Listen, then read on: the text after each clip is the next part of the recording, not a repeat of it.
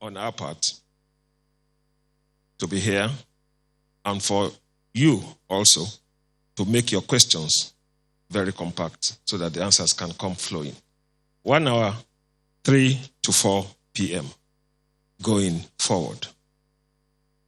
May I now invite the Secretary to Government, who is also the chairman of the Presidential Task Force on COVID-19, to make his remarks. SGF, sir.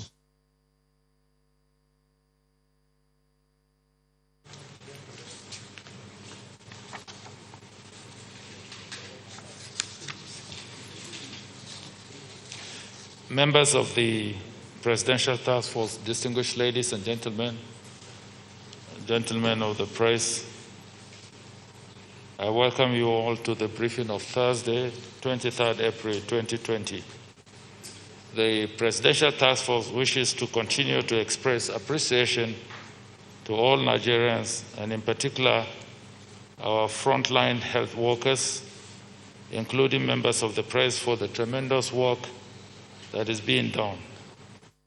We shall continue to count on this support and collaboration to confront the coronavirus pandemic, because it is only when we are together that we can defeat the virus completely. It is only a matter of time before this nightmare passes. The Presidential Task Force also continues to monitor and modify the strategy as development unfold. Our assessment of the impact of the lockdown is still ongoing, and I wish to confirm to you that the DG SCDC and the WHO representative have returned from their tour of 9 states, and their report will be received, evaluated, preparatory to making the appropriate recommendations.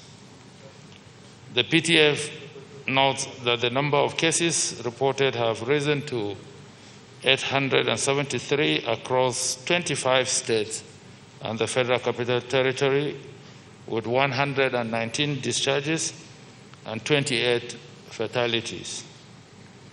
I have mentioned these numbers in order to underscore the need for citizens to comply with advisories strictly so that we can slow down the spread of the virus.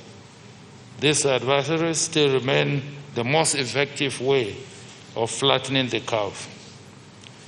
The situation in Kano is still being assessed and monitored closely.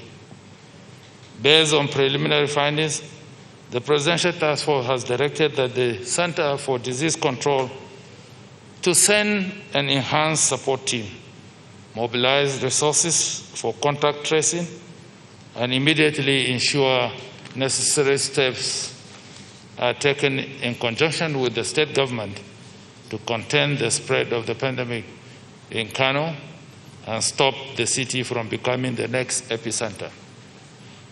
The Presidential Task Force views with some measure of concern the non-compliance by private medical facilities with the directive to seek accreditation before treating COVID-19 related cases.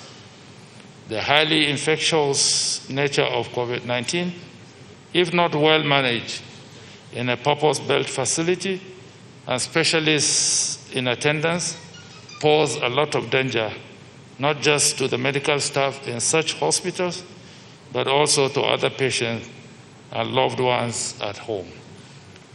We therefore appeal strongly to operators of private medical facilities wishing to continue to treat COVID-19 cases to apply to the Federal Ministry of Health urgently for accreditation. The issue of stigmatization still persists, and it is counterproductive to our efforts. This disease does not discriminate on status, creed, tribe, or color, and anyone can be infected. It is my humble appeal that once you are infected by this disease, you should immediately report to appropriate medical facilities in your own interest and the interest of your loved ones. COVID-19 is not a condition, and there is no need to stigmatize anybody. I must remind all of us that over 90% of infected persons recover from this disease. In this regard, I urge all those who have recovered from this disease to continue to tell their stories, to encourage other persons to step forward to seek care and medical attention. The Presidential Task Force has continued to collaborate with governors in the various states, and the outcome of our conversation with the Nigerian Governors Forum yesterday, under the chairmanship of Governor of Ekiti, and the platform that was created for that discussion, we will form a critical part of recommendations to be made to Mr. President in the coming days. Nigeria has continued to receive international support in the wake of this pandemic.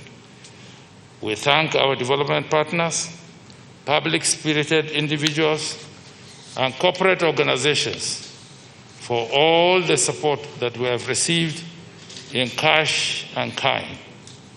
Earlier this morning, the ambassador of the People's Republic of China in Nigeria led the China-Nigeria Chamber of Commerce to present a symbolic check in the sum of $48,120,000 to the COVID Support Fund. This gesture underscores the deep relationship between Nigeria and China, and it is well appreciated. The ambassador has also informed the Presidential Task Force that the third phase of medical supplies from the government of China is ready for airlift. Arrangements will be made towards actualizing this.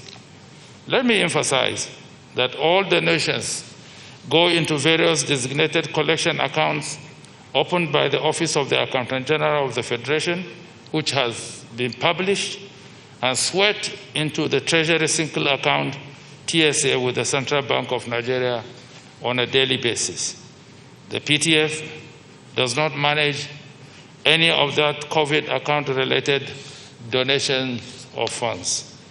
Yesterday in my address, I thanked the President General of the Nigerian Supreme Council for Islamic Affairs, His Eminence the Sultan of Sokoto, for endorsing the recommendations of the Emergency Fatwa Committee by directing the Ummah on the suspension of obligatory religious activities during the Ramadan. I wish to reiterate the importance of complying with these directives as a major thrust for the control of the spread of this pandemic. I implore all state governors once again to apply these directives in their states as they consider measures to be taken. May the Ramadan season be of immense blessings to our nation and the world. Finally, what I bring to Nigerians today is a message of hope and a message of strength.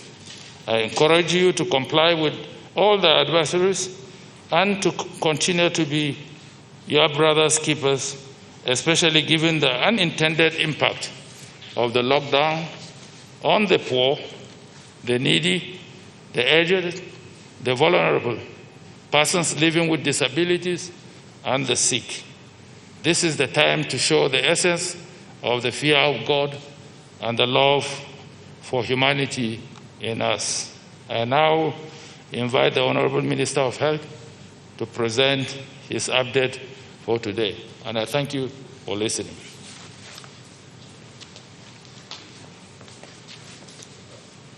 Please step a little bit away. Thank you.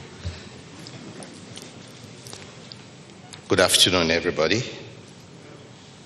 The Secretary to the Government of the Federation, Honorable Ministers here present, Directors and Directors General, ladies and gentlemen of the press. What I'm going to say rests on the very strong first part that the Secretary to the Government already mentioned. And as of today, the 23rd of April, 2020, 873 people in 25 states and the Federal Capital Territory have been confirmed to have COVID-19, from 9,522 tests. The 91 additional confirmations are as follows: 74 in Lagos, 5 in Katsina, 4 in Ogun, 2 each in Delta and Edo, 1 each in Adamawa, Kwara, Oyo, and the FCT. 197 persons have been successfully treated for COVID-19 and discharged home, while 28 deaths have sadly been recorded. Like yesterday, the high number of new cases is a manifestation of more efficient testing, but also of ongoing community transmission. The federal government, through the Federal Ministry of Health and the Nigeria Center for Disease Control, continues to support preparedness and response to COVID-19 in all states and the FCD. Rapid response teams are working closely with state emergency operation centers to strengthen operation activities. Speaking about the structure of our response, which is to test, treat, trace, and isolate, the idea is to test people based on set criteria, such as travel history, contacts with persons who have traveled, the symptoms, or persons in clusters of those of where there is high prevalence, and all this is for the prospects of high yield.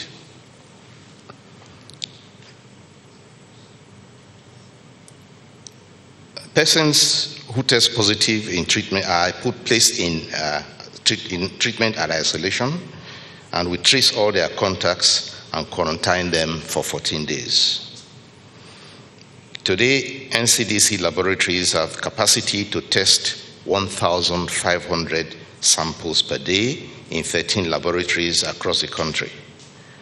However, we are testing an average of about 600 samples per day, because that is all the samples collected and sent for testing, which means that there is a certain underutilization. And the factors implicated in the process may include surveillance, sample collection, and mode of transportation, which can be improved upon to increase operational efficiency. This is where a little investment can help, and the results of such intensification of efforts can be seen, especially in Lagos, where improved logistic management also increased sample collection and significantly reduced turnaround time. As we further increase our testing capacity and accredit more laboratories, and even more robust sample transportation and infrastructure will be put in place to promptly convey samples to any of the 13 laboratories that have been activated so far. Nigeria's strategy is to admit all persons who test positive for COVID-19 into designated accredited treatment facilities to contain the spread of the virus and ensure prompt management to forestall complications. I urge all individuals who test positive for COVID-19 to report at any of our designated isolation and treatment centers. The Federal Ministry of Health must be able to account for all the infected persons and ascertain the containment of this infection. States are strongly encouraged to ensure that all persons who test positive for COVID-19 are admitted at the designated center, and to ensure that the public suffers no hazard from choices that individuals wish to make. The Federal Ministry of Health can assist all persons who are seeking privacy, security, and anonymity to find the best treatment options. Contact tracing is key to containing the infection. As persons are confirmed positive for COVID-19, we trace all the contacts that they had in the preceding 14 days. This is a tedious and meticulous activity which is conducted by NCDC along with other the states concerned, and for which the cooperation of the public is always sought. Nigeria Center for Disease Control has finalized the contact tracing guidelines with all states to actively aid this case finding. The other key factor I mentioned before in the response is where capacity is needed after positive testing. It is to isolate and treat all persons found to be positive for the virus. Especially challenging, as has been said here before, are persons who test positive but have mild or no symptoms, but they are infectious to others. These persons make up a good number of the cases we are handling in Nigeria, but they must nevertheless be referred to isolation and treatment centers with accredited infection prevention and control protocols. Failure to isolate such persons may constitute a risk, but also a risk to the individual himself, because his condition can change suddenly. Infection can persist in the community, and transmission could continue if such persons continue to mingle in society. I applaud all our health workers in the front lines of COVID-19 pandemic, and the government will continue to provide you with the necessary personal protective equipment. I urge you all to take the necessary precautions for your own safety. Please do not try to treat patients without using adequate PPE, and frontline workers must undertake refresher courses, training in IPC at intervals. This advice is necessary due to the number of health workers who have tested positive. There are over 40 now, or others who have had to be quarantined in the last two weeks due to exposure and are therefore not able to contribute to the health sector effort. I urge you all to remain vigilant in line of duty and maintain, as I always say, a high index of suspicion.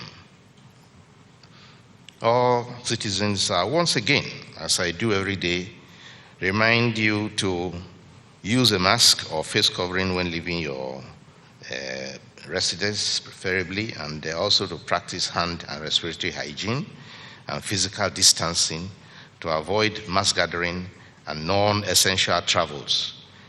Every travel you make nowadays, particularly if you're in a crowded bus or a crowded minivan, is a risk to you, because you will not know if whoever is sitting next to you is a silent positive. So avoid any travel and postpone any travel that is not a matter of life and death. Individual actions will determine the success of the actions being taken by government. To stop the spread of COVID-19 is therefore a collective effort. If you suspect yourself or anyone around you may have symptoms that are suspicious, call the number we have always given, 112 or 0800 9700 0010. With time, you will be able to find that the activation of our ambulance service will be available to pick those who are with symptoms or those who have COVID-19 diagnosis, to take them to treatment centers. Resources and real-time information can be found on the social media handles of Federal Ministry of Health and NCDC, and the Federal Ministry of Health website, and the NCDC COVID-19 microsite, which is COVID-19 ncdc.gov.ng. Please stay home, stay safe, and take precautions. Thank you.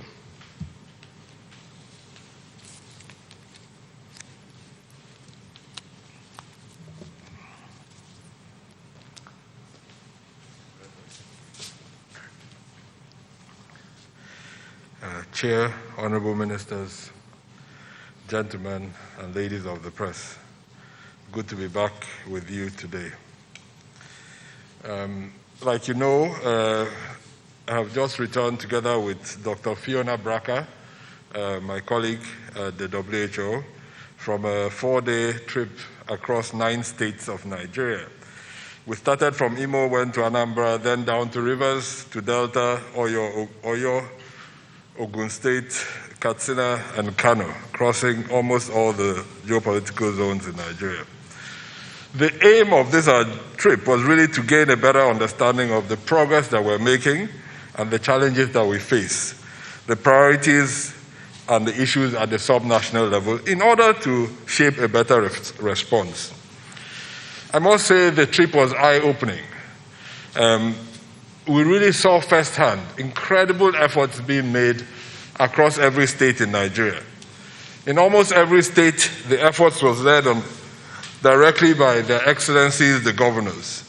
In fact, we met almost all the governors wherever we went. We met His Excellency, Governor of Imo State, Hope Uzodimma. We met Willie Obianyo, His Excellency, Governor Wike in Rivers, His Excellency, Governor Kowa, His Excellency, Governor Makinde. We met His Excellency, Dapo Abiodun, His Excellency, Governor Masari, as well as His Excellency, finally, in Kano State, the Ganduje. So, in every state, they welcomed us and shared openly the challenges they faced, the opportunities, their work over the last few weeks. And this is critical because for the work that we're doing, the implementation across board depends on the actions mostly at the state level. So their leadership has been critical. Almost every state has set up some form of a task force, often led by their deputy governors themselves. So this work is really translating to effect around the states. So secondly, on healthcare partnerships, what we really saw was in every state the mobilization of private sector resources, all the partners in the states doing whatever, coming together to work around this response. So none of us is alone in this. Just like we're preparing at the national level, bringing in everyone that we have access to, the states are doing the same, converting NYSC camps in some places, IDP camps in others, and in others just putting up new tents. So using whatever resources are available to them and making sure that they're deployed for this outbreak. The other thing we tried to do was to ensure that experience is shared among the states. Some of the states like Ogun and Lagos have started very early in the campaign to respond, not in the campaign, in the outbreak to respond, obviously because they had cases earlier. Now we're trying to avoid a situation where every state is learning the same lessons the hard way. So we're trying to make sure that lessons learned in one state can be translated in the other state and be used to solve the same problems. Because across board, the problems are similar. So really, a lot of our mission was to share information, make sure that every state had the benefit of learning from other states, and therefore didn't have to solve the same problems over and over again. Of course, every state was also struggling with how to use their human resources and how to repurpose individuals doing different things. So developing staff capacity in IPC, in contact tracing, in surveillance, in managing health, managing patient safety. All these were ideas that were shared. And we saw how a lot of the guidelines that we had developed at the national level were translated into guidelines at the local level and used in the different states. Now, critically, we also saw the emergence of this state task forces on COVID-19, and the great work they're doing on resource mobilization and on supporting the EOCs that were actually involved in managing the outbreaks. And we shared information that we had learned from some states in how to improve organizational efficiency, how to take decentralized efforts, and how to make sure everybody is working together. So on return, we are going to put our thoughts together. We have started doing this together with Dr. Bracker, and that will feed into some of the decisions that we made over the next weekend around the next few weeks. One thing I must say is that the entire country is in this together. And it was really gratifying to see the hopes, the energies, but also the challenges. Our country is big, complex, diverse, but across every state we visited, we saw a determination to get ahead of this curve and to make sure that we come out of it stronger. So I'll be willing to answer any questions during the session on the differences in the response in the different states and open to any discussions further on the great work being done at the state level. I'll use the last few minutes to really say thank you to the Nigerian Air Force. Hardly have I ever been exposed to a group of Nigerians so committed to their work, absolutely punctual, humble, and dedicated to the service of our country, and I'm very grateful together with the team for the excellent service they provided to us over the past 4 days. Thank you very much.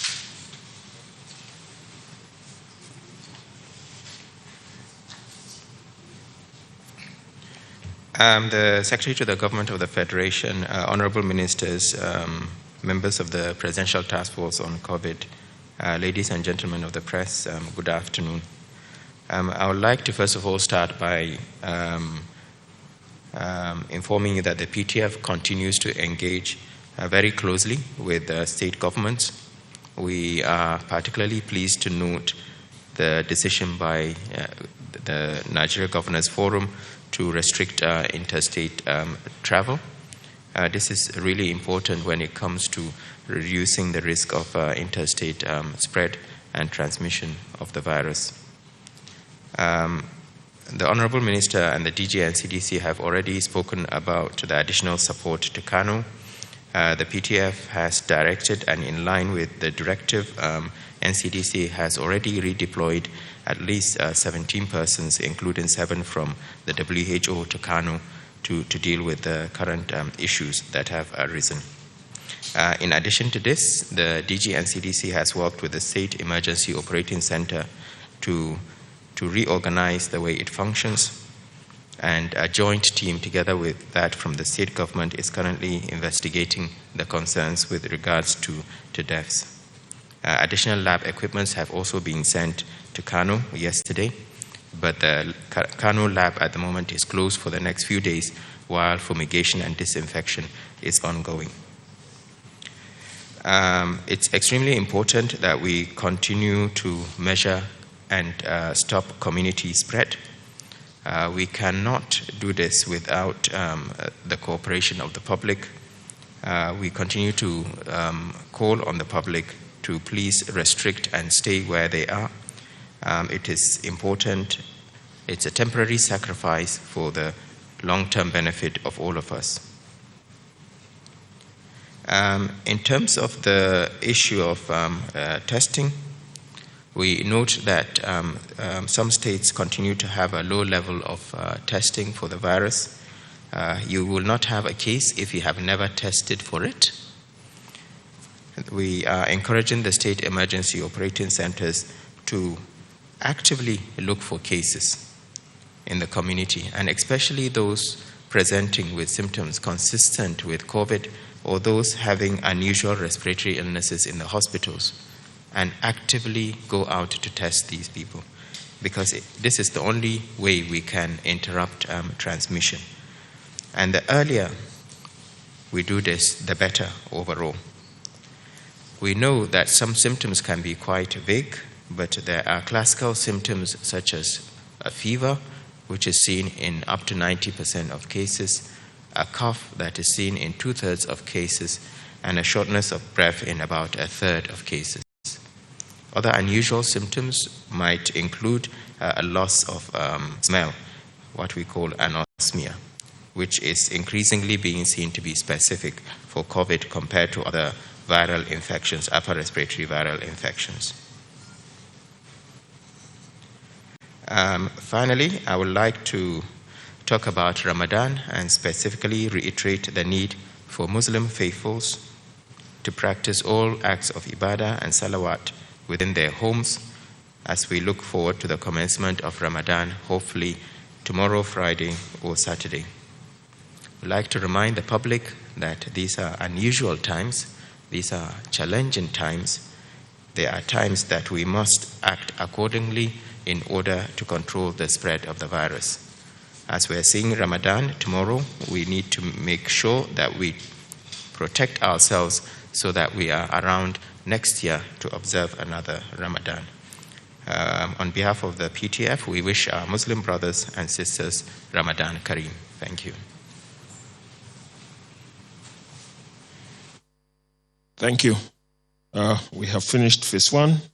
We shall now take the questions. Our colleagues, are you ready?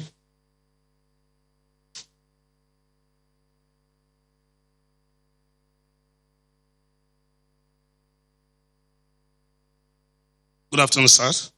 My name is Friday. I'm a reporter with Channels TV. I will direct my first question to the DG of NCDC. You made a visit to Kano State, among the states that you visited.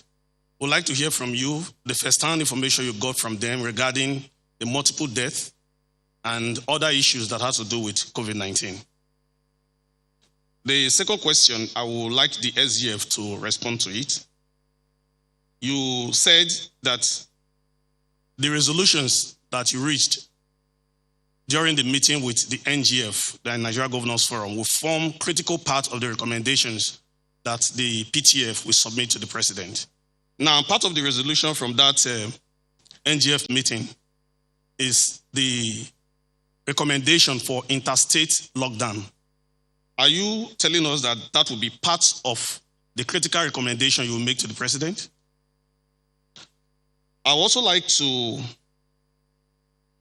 ask the Minister of Foreign Affairs to respond to this. This is a viewer from Liverpool, United Kingdom, who sent this in to Channels TV. He said, 4 weeks after completing the application form for evacuation, and also asking them to pay £350, with each of them agreeing to pay for their flight ticket, they also agree that they will pay the expenses of isolation. Nothing has been heard from the Nigerian government. We'd like you to respond to that. What is happening? And finally, sir, the situation room report of NCDC shows that 26% of infection actually have no contact. They have no history of travel. Now, it means that we have huge number of community transmission. Now, bearing that in mind, would you not recommend that we should make testing, especially in those states with high burden, mandatory? Thank you.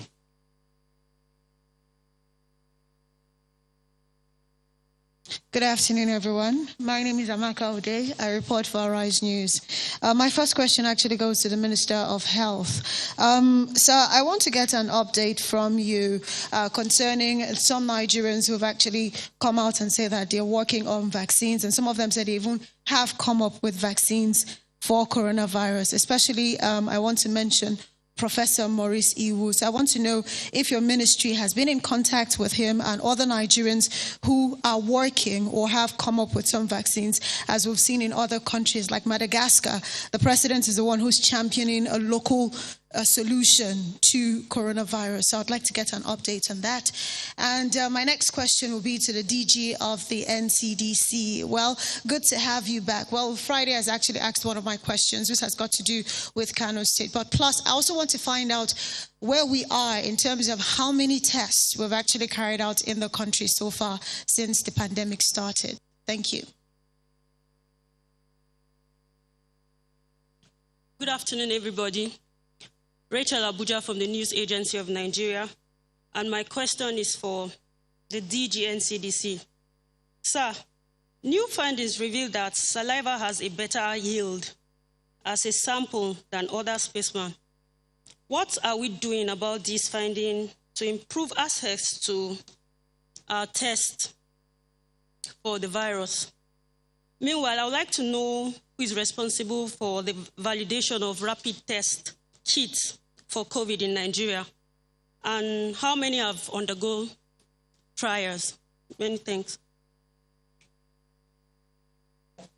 Good afternoon, all. My name is Helen Osamede Akins. So I want to know what the task force is doing to check the SSs of uniformed men in this lockdown. Only recently, it was reported that a petrol attendant was killed while offering essential services in Aba. Thank you.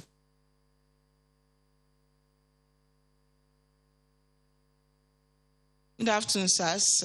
My name is Juliana Taiwo Baloye. I write for the Sun newspapers. SGF, sir, or maybe the coordinator, the NLC has written to the PTF on COVID-19, warning against further extension of this lockdown. We would like to get the task force reaction. DG, sir, in your speech, you noted that you have states have their own task force on COVID. Beyond the daily briefing via the media, reports out there is that there is no collaboration nor synergy between the PTF and the state's task force. What official channels are you using to communicate with this task force? The question is, how do we want to contain the spread if we are not synergizing? The SGF, sir, and probably the Minister of Foreign Affairs, China has given us money and they are promising more on the way. The question is, we are seeing what they are doing to Africans in China. We hope this is not a way of shutting our mouth to condemn what they are doing. We'd like to hear from the government what the government is doing to tell China that Africans, indeed Nigeria, is unhappy with what is happening there. Thank you.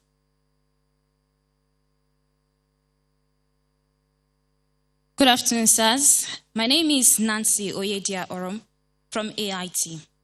My question goes to the Minister of Health. Sir, the index case of coronavirus in Nigeria was reported, I think, on the 27th of February, and that of South Africa was reported on the 5th of March. But I've actually noticed that South Africa, up to date, have tested about 130,000 persons from 5th to date.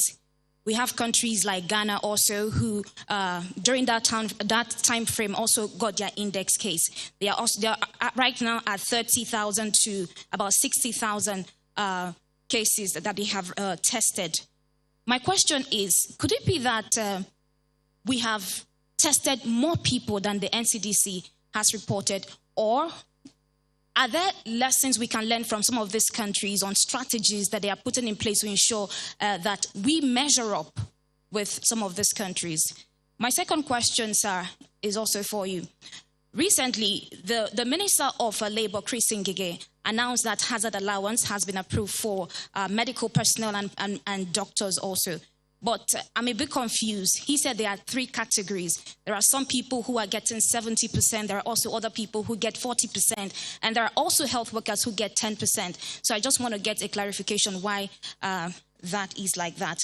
So while I was seated here, one of the parents sent me a message and said some private schools, I don't know, the Minister of Education is not here, but so you can relay it back to him. One of the parents said most private schools are mandating their students to pay 1,000 naira daily for online classes. I don't know if the SGF can do something about it. Okay, thank you. Thank you. We have taken all the questions for today.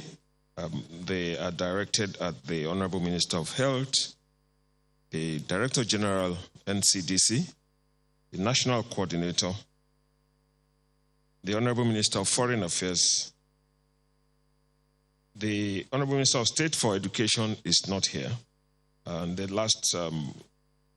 SGF will wrap up the answer session after the Honorable Minister of Foreign Affairs. We'll begin with the Honorable Minister of Health.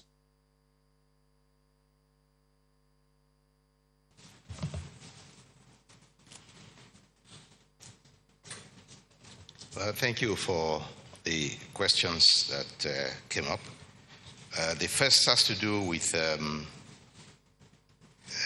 local answers to the coronavirus. The coronavirus has been clearly stated as a new virus. Nobody knows Well, at the beginning, nobody knew anything, but now we know a bit more about it. But there's likely a lot more to be learned about it and about its behavior. And scientists all over the world are working at high pace, some at feverish pace, to try to find answers. Among the answers they're looking for are vaccines. Some are looking for medicines that are going to be efficacious. And there are others who are looking for various herbs and other kinds of, let us say, support that could help to cure it. The other day, somebody was asking about some ginger and things that have been used, and black seed. But all our attempts, they're good attempts. Every attempt is welcome. And I've said here before that we have departments in the Ministry of Health for traditional and complementary medicine and alternative medicine, which will look at all suggestions and all things that are put out there as possibilities for handling coronavirus. We don't throw away any idea. So we pass any idea, any suggestions coming from the traditional side, we know where to refer it to for investigation, and others are referred this way. So we can only guess where the answer will come from, but all are welcome to try. Right now, we do not have any traditional medicine that I know of that actually works. Some may help to boost your immunity, but that is not something that we can prove. With rapid test kits, the World Health Organization has not validated any of it. They believe that the results are not reliable. You can do it. It probably gives you a direction. But I'm told by those who have evaluated that even the manufacturers tell you that after you do this test, please go and verify. So there is not enough faith in rapid diagnostic test to be able to rely on it. So if you did a test and it told you you were positive or negative, you were not sure. And I think that this illness is so such that you really want a secure result that is true, not to be misled. Now, with regard to the case that came in on the 27th of February, and then it came a little later in South Africa, well, what remember is that both were brought in by people coming from Italy. That's all we know. But since then, we've followed different trajectories. I think all countries develop their own strategy on how to approach these things. In Nigeria, we try to, some people talk about flattening the curve. We try to push the curve to one side so that we have time to prepare our not very strong health system. And also because at the time we had challenges for reagents. The first country to have reagents was South Africa. And our very first option at the very beginning in testing was to send our samples, in fact, to South Africa until we started getting our own reagents and we got the necessary training to be able to do our own tests. And between then and now, within 2 months, we already have 13 laboratories working. In fact, we have overcapacity, excess capacity for those laboratories that are functioning. But our own strategy, again, because we have to be very careful about reagents, even at the beginning, was a very careful strategy of what I call smart testing. You are testing where you think you get a yield.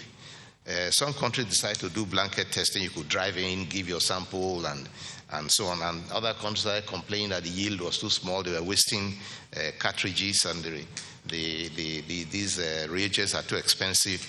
Some people learned the hard way, but we do what we call smart testing. You have a travel history, you have a contact, and that was in the first phase. Now we're worrying about community transmission. We're looking at persons who have symptoms. If you have symptoms that remind us of coronavirus, you'll be tested. If you're also residing in an area where there's a cluster of persons who have had it, then you're also eligible to be tested. But that is try to use your resources as wisely as possible.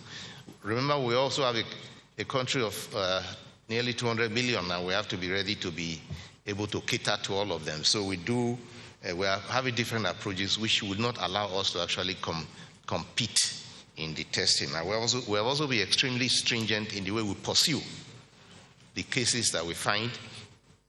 Remember, we were among the first to start screening at the airport when this disease was first mentioned. And we also were doing very stringent contact tracing, for which I really praise the Lagos State Public Health Department and also the NCDC. They did a very nice job there, for which we are very proud. So that's the reason why we have the statistics that we have. As for the hazard allowance, yes, there's a conversation around it. It has not yet, whatever the proposals are have to be validated by the PTF.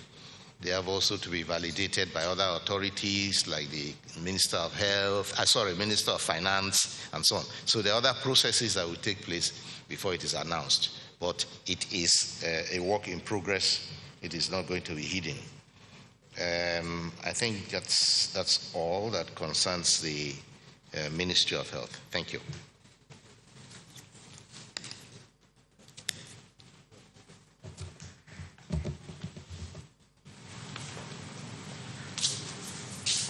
So thank you. Friday, yes, we're all worried about, anxious about Kano. But just like a crime scene investigation, these things take time. So we need time. So we got into Kano, we heard there have been a few reports of deaths. The first thing we do in any field epi investigation is to verify what we're doing and to see whether what is being reported is actually the case. So that's what we're doing at the moment. We have a team working with the government of Kano State to verify the incident and make sure that what is going on is actually what is being reported. Then we'll carry out control measures and see if it's an infectious disease, if it's COVID, if it's something else. These are things that are now happening in Kano. But generally, what we saw, like I said, was, Kano was unlike Lagos that had a gradual increase in cases. The cases really increased rapidly in Kano. So suddenly they were faced with a situation, you have 20 cases today, you're trying to bring them in, the next day you have 30, you're trying to bring them in, the next day you have another 30. So it's not a very simple thing to manage. So what we sat down with them to improve the organizational efficiency of the response, the leadership of the EOC, we sat down the whole night trying to reorganize how they were working. I think you'll see the results over the next few days. The other thing, we actually went to the treatment center itself, and we saw a very committed group of clinicians. And so the treatment center was actually excellent. They have a capacity at the moment for over 300. So there are many aspects of the response that had gone well. There are others that were scaling up. And in the middle of all of this, there was this crisis about death. So I think, just like we saw with Lagos a while ago, very soon we'll also be in the same position with Kano, improving from an initial bumpy ride to a much more smoother response. So the other question was around community transmission and making testing mandatory. Friday, I don't think any country, even the most resourced ones in the world, have made testing mandatory. If you know of any, please, I'll be interested in knowing. We have a very good strategy around testing. Yes, the numbers are always being thrown at us, Ghana, South Africa, but we're not playing a numbers game. We're not playing a numbers game. These are people. They're human beings. Before you test anyone, we go through a risk assessment to make sure it's appropriate to test you. Up till recently, we had about 5,000 tests, but in the last week, we've gone up from 5,000 to 10,000. So if you imagine from the beginning of the outbreak till last week, we tested 5,000. Then in the last week, we've tested another 5,000. And we're going to continue scaling our testing rapidly. We've just gotten the first set of reagents for high throughput testing. So I think there will be a change in the numbers. But to be honest, I'm not playing a numbers game with testing. We'll have a strategy, we'll stick to that strategy and make sure we deliberately increase the number of tests, but while testing the right people at the right time. Thanks, Rachel, on your question on saliva. I'm really impressed by your readership of a newly published peer review articles. Yes, we saw that paper. It contradicts some of the previous knowledge that we had, that nasopharyngeal swabs are really the best. So we're looking at it and then we'll make a decision. Actually, taking saliva samples are a lot easier than taking nasopharyngeal swabs. So if that's the case, it will make our life a lot easier moving forward. The other question on RDTs and who's responsible for the validation. It's a mixed, it's a joint effort. The primary responsibility is with the Medical Laboratory Science Council of Nigeria, but they don't have samples. So they have to work with the clinicians that have the samples, that collect the samples from patients. The clinicians have to get a research protocol approved. So that's where the Nigeria Health Research Ethics Committee comes in. Once they do all of that, they have to take it to NAFDAC for approval. So you can see that there's no one organization that can do all of it, so it's a very tedious process. I know that right now MLSCN is working on it, and I actually spoke with the chief executive this morning around the processes to do that for RDTs. I think the final question was on synergy between states and federal. I think there's actually great synergy. We speak with the states at various levels and teleconferences all the time. I lead on the technical side. The leaders of the PTF, of course, have the discussion on the leadership of the task force side. So, it is a complex response, and we have 36 plus 1 states in Nigeria to coordinate with. So we're trying very hard to improve that coordination, but I don't think there was any problem with synergy. In fact, I think all the governors that we saw over the last 4 days, we're very happy with the level of collaboration we've achieved since this outbreak started. So I think I've answered all the questions. Thank you very much.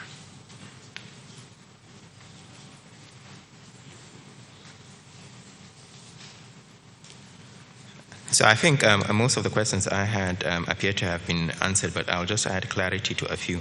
Regarding the saliva test, just to say that the work is actually not peer-reviewed yet. It's a preprint, so it's yet to be validated in terms of publication. But there are a few saliva test kits that are being licensed at the moment in the US. And if that particular publication is medically validated via publication through a peer-reviewed process, then that would definitely help us, because it will improve the likelihood of increased testing and reduce the need for things like swabs and PPE, because you have to wear PPE in order to take the sample, etc. And it will be very much welcome. So just watch this space. In terms of the excess of security agencies, as the public know, we have been engaging closely with the security agencies, and we continue to ask them to respect the exemptions placed by Mr. President on the lockdown. There are clear exemptions that have been elucidated, and we will continue to work closely with the security agencies, including the IG of police, to make sure that people's rights are respected. So the issue of NLC, Nigerian Labour Congress, writing against further extension of the lockdown. So the PTF takes its responsibility very seriously. We know that we're in challenging times. We know how difficult it is for the public to stay at home, the restrictions that are in place. We will be looking at all the evidence in terms of the impact of the lockdown over the last 4 weeks on the epidemic itself, and balance it with other issues before we make recommendations to Mr. President. Whatever recommendations we'll make will be in the best interest of the country and the people of Nigeria. Finally, the issue of synergy between PTF and state governments. So as the DG and CDC said, we are working actually very closely with the state governments. We have meetings with the state commissioners of health, and we're just about to activate a link with the state PTF, state government task force leads, so that we can continue to have that synergy. The chair of the SGF, the chair of the PTF just attended a meeting yesterday with the Nigeria Governance Forum. Both the DG and myself have been attending meetings with the NGF. So that synergy is there. We will continue to strengthen it and make sure that state governments take the necessary steps to control this pandemic. Thank you. Thank you. We'll take the Minister of Information and Culture before we take the Minister of Foreign Affairs. Honorable Minister of Information and Culture.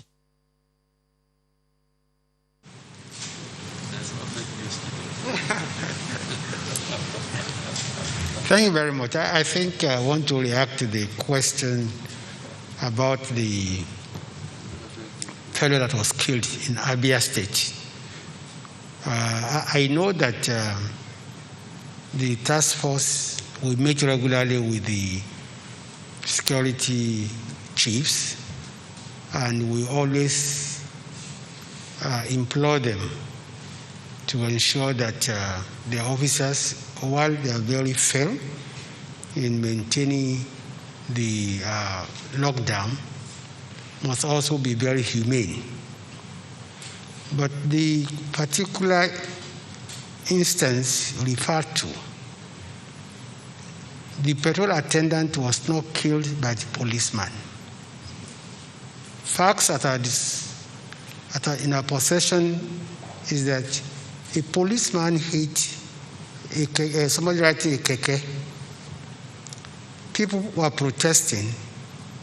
It was during the protest that another motorist hit the petrol attendant. Well, it does not matter who killed him. A life is a very precious thing.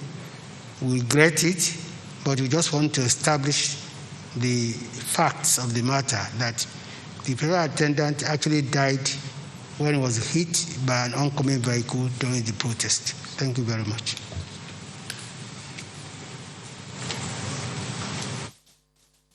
Honorable Minister of Foreign Affairs.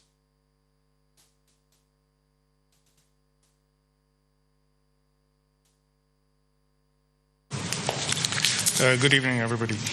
The question was in respect of somebody in the UK who paid £350 4 weeks ago with the hope of being evacuated from the UK.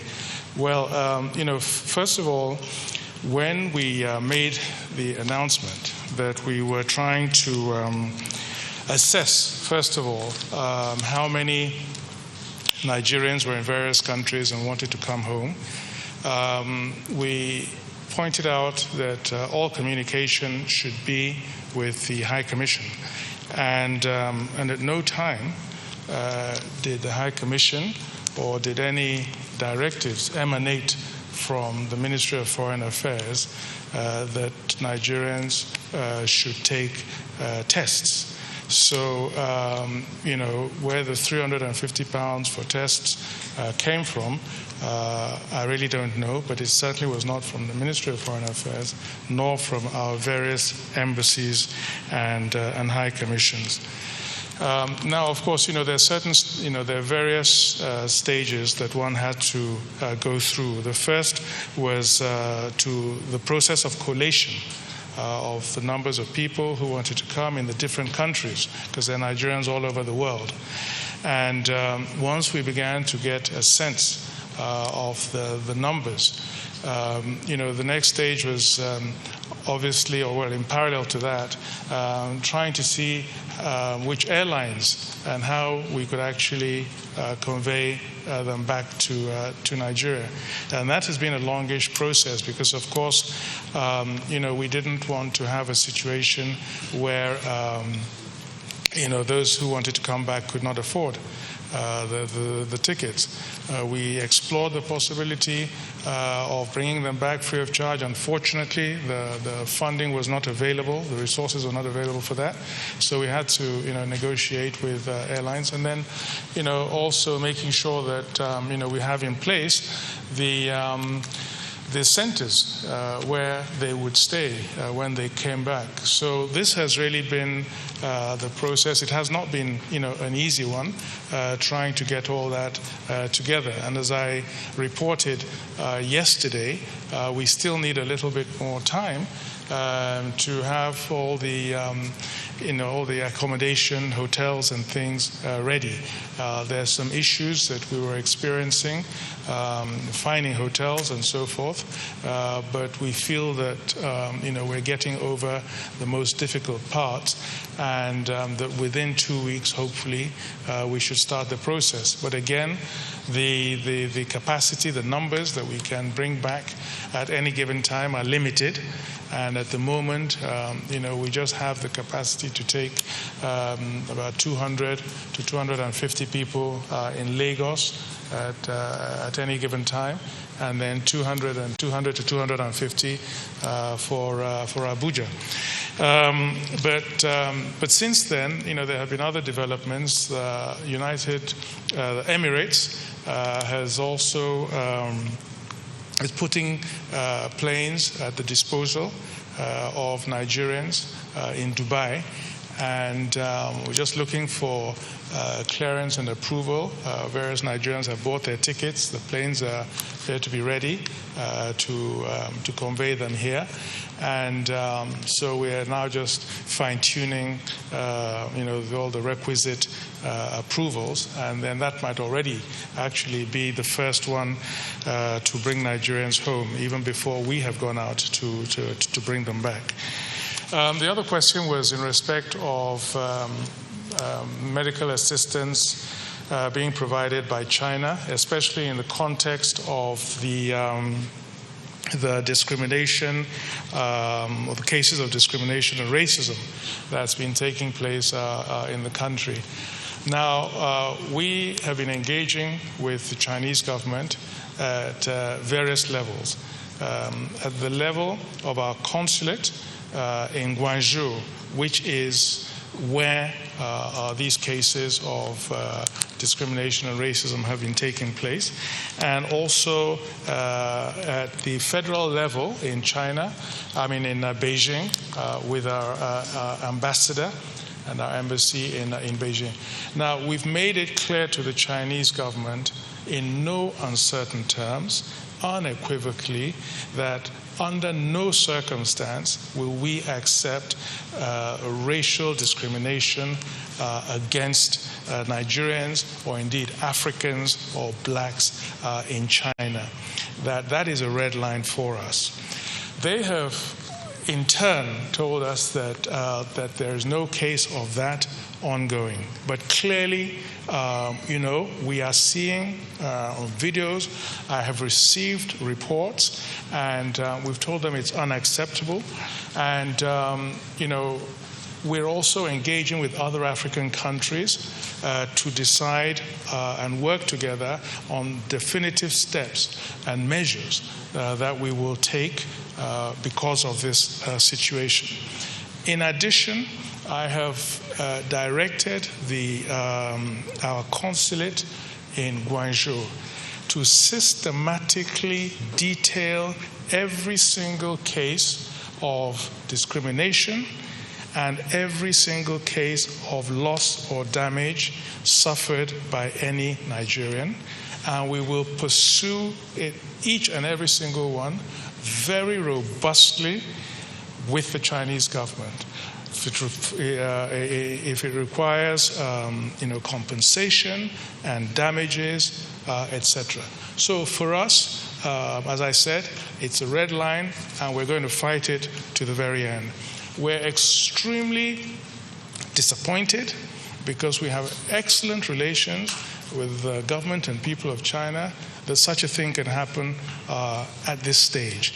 And, when there were calls for travel to be banned to China, when we had the outbreak in Wuhan and so forth, we went along with the World Health Organization's advice, not to place a ban on China, and we showed, real solidarity, because we've also had our own experience of epidemics with Ebola and so forth, But really, we're deeply, deeply wounded by what has happened to Nigerians and other Africans in China. Of course, the government has given us explanations, and so forth. But really, it is something we never expected, and we will pursue it to its final conclusion, and we will not make any compromises in doing so. There have been some comments in the public domain as if our policy is somehow, that we're held somehow hostage by the fact that, we have received a lot of cooperation, economic cooperation from China in the past. But I can assure you that, that where this is concerned, we are going to pursue it to its very end, and irrespective of whatever economic cooperation we have with China, because in the world of today, we absolutely will not and cannot tolerate and accept any form of racism or discrimination against blacks, against Africans. And as the largest black country in the world, African country in the world, it behoves on us to be at the front line in defending the dignity of blacks and Africans everywhere in the world. Thank you.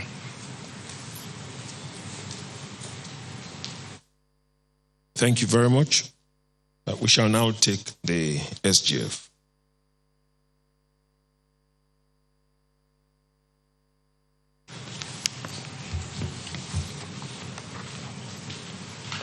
There was a question that had to deal with the issue of the request by the governors for a 2-week extension of the lockdown, but with specific emphasis on interstate travels. Well, that's a proposal coming from the governors. It was a decision they took. All the 36 governors were on their video conferencing yesterday when they had their meeting. They took that decision. And when I joined with a set of the governors, with the Vice President and the Minister for Health and Minister for Finance, later with the Governor of the Central Bank later in the evening, they did indicate that one of the resolutions they took when they had their conference yesterday was specifically to request that an extension be given with specific emphasis on interstate travels. Basically, what they are suggesting is that travels from one state to the other should be stopped with certain exemptions of essential services, petroleum products, farm inputs, fertilizer, so that we can keep the wheel of our economy running. Like I said, that is their proposal. Federal government is yet to take a decision in respect of that, and as to whether that will become part of our recommendation to Mr. President, the Presidential Task Force will meet and take a holistic look at all the proposals that are coming in as to the next line of action going forward. This will not be taken in isolation. So I want to assure you that we are working in synergy and collaboratively with the state governments, the subnational entities, and by the time we're through with this phase, going into the third phase, it will be a more collaborative decision that would have taken into consideration the inputs and the interests of different segments of our society. And that it brings me to the issue of labor threat. There's no threat from labor. As a matter of fact, the reason why I was slightly late to this press conference was because the president of the NLC, Comrade Ayuba Waba, was with me. He had come to see me. They had written a letter, quite all right, but also in the same manner, suggesting ways. They represent the working class. They also listen to what is happening. They see what is happening in different climes. Ayuba Waba is not only the president of NLC, he is also the international president of the labor movement. I believe that he is consulting all over the world, listening to his workers in different countries, and also taking experiences of how other nations are dealing with the lockdown, because virtually the entire world is on a lockdown. Some who had the infection earlier are beginning to ease up the lockdown as they move, as they have succeeded in flattening the curves, and they begin to move into bringing their nations back into productive sessions, and also getting their systems back into life. So there is no threat from labor. We are consulting with them. They have opinion. They share with us. And at the end of the day, at every step of what we have done thus far, we have kept contact with the working class to ensure that at least their views are adequately taken and represented. The one that has to do with private schools, unfortunately, the Minister of State Education is not here, and I don't run a private school. I wouldn't know how that can happen, that they will demand for payment from the people. I think the objective of running a school is to ensure that you bring up leaders, you train them well, they pass their examinations at different levels. It's a thing of pride for every school to make sure that their people do very well and prepare them for examination. So I wouldn't be able to know, but I would draw the attention of the Honorable Minister of State Education to this, to see if he can verify, try to establish if such a thing is happening. He would want to know the justification for it. Because these same people have paid school fees, but they are not in school. So, I mean, any other extra payment would amount to double payment because they are paid. I still have a teenager that goes to secondary school, and I know that I've paid the school fees for this term. So if he's not being taught, can I be asked to pay another fee? I think it is just reasonable that parents should not be put under that pressure because they have paid their fees. They have truly paid their fees, and the teaching is not going on, not as a result of anybody's fault, but the coronavirus has come upon us. As we proceed, I can assure you that we'll be looking at what is happening in different climes and see what best model we would adopt going forward, what has happened in different countries that have had experiences. And the experiences are different. Before I came in, I got a paper, I got some magazines from one of these countries that came out of the pandemic quite fast. This is from the nation, the Republic of Korea. The title is Flattening the Curve on COVID-19, and it's dated April 15, 2020. How Korea responded to the pandemic using ICT. And they gave 5 steps, all ICT driven. ICT did social distancing, ICT did the tracing, ICT did the testing, ICT did everything. So every country has its own experience. We believe that even within the Nigerian context, we have our own experience. And whatever final decision we will take going forward will be informed by the experiences that we've garnered over the course of the last 2 months as we've dealt with this pandemic as it has afflicted our nation. But be rest assured that whatever is decided finally will be for the good of our people, for the good and health and wealth of our country. Thank you.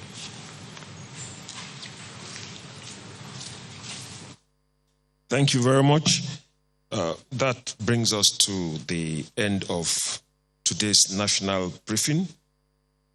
Let me remind you again that going forward, this briefing will take place 3 p.m. each day or on any other appointed day should the need arise, and that it will be for 1 hour. This will help your programming, and this will help for other planning as well.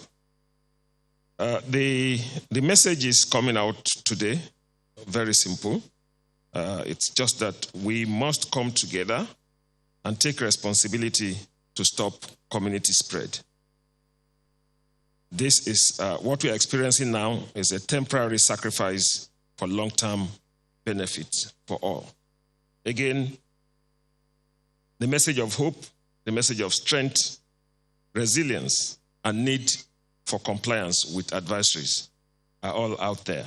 Please obey them. It will be for our own benefit. We want to thank our partners, the media partners, NAPTIP and Site Savers for the sign language, and for all Nigerians that have been following this and sending questions from home. We want to thank you very much. We shall see you tomorrow by the grace of God. God bless Nigeria. This is Channels Television, and you've been watching our coverage of the daily press briefing by the Presidential Task Force on COVID-19 as they explained the federal government's response effort in containing the novel coronavirus pandemic that is ravaging the entire world. We'll now return to Lagos to bring you our regular programming. To stay with us.